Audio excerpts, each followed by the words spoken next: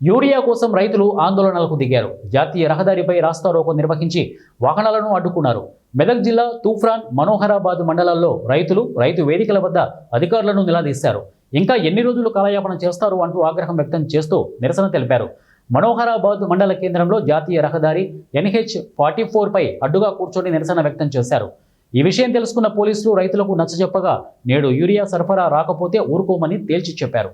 ప్రభుత్వానికి వ్యతిరేకంగా నినాదాలు చేస్తూ రోడ్డుపై బైఠాయించారు.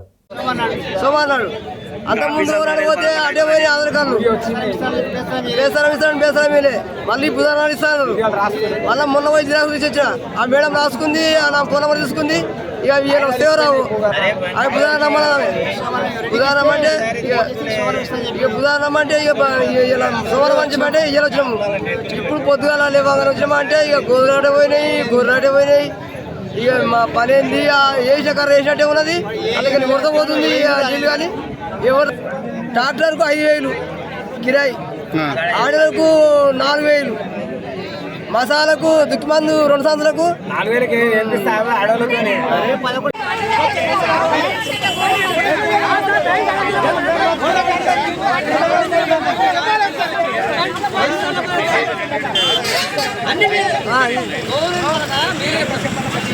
ప్రజలు ఒక్క నిమిషం మాత్రం దయచేసి ఒక్కడు చెప్తున్నా, మనము యూరియా గంటల సేపు ఇచ్చేదాకా వరకు ఏక గొడవకి ఎక్కదు. మళ్ళీ ఇవ్వకపోతే 2వ సార్లు తోలుకొచ్చి కాబట్టి సారు మూసిన కారణం చేద్దాము.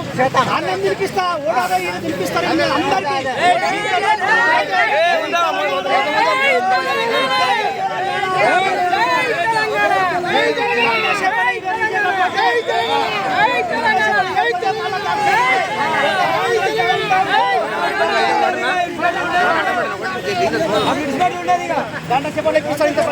నా పేరు యాదగిరి.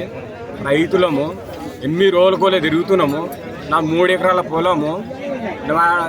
ఇప్పుడు 8 రోజులకోలే తిరిగినా కానీ ఒక్క సంచి యూరియా కూడా దొరకలేదు. ఇది ఏం ప్రభుత్వం, ఇది ఏం చేస్తున్నారు?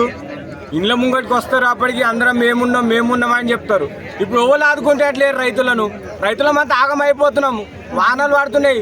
ఇప్పుడు వేసి 1-2 నెలలకు వస్తుంది నాటేసి. ఈ వరకు మసాలా తగ్గిందే లేదు. దున్నిపిస్తే లగోళ్ళు ఒట్టి అవుతుంది. దున్నోడు కుట్టడా కలుపు గడ్డి అది అయిపోతుంది చేనులల్లా. ఎట్లా అది ఏం కావాలి? మేము ఈ వానలకి ఎటు కొట్టుకోపోదుము. ఆడ జనంతా కామారెడ్డి పోగానే కామారెడ్డి పోతుంది అని అడ్డు మొత్తుకుంటారు. మరి మా తూప్రాన్ మండలం మేము అందరం ఎటు పోవాలి? మరి మేము ఎటు పోయి సావాలి? మరి మేము ఈ రైతుల మాత్రం ఏం కావాలి? ఇప్పుడు ఈ 2 నెలల కోళ్ళు ఇంతవరకు ఊరియా చల్లకపోతే మీ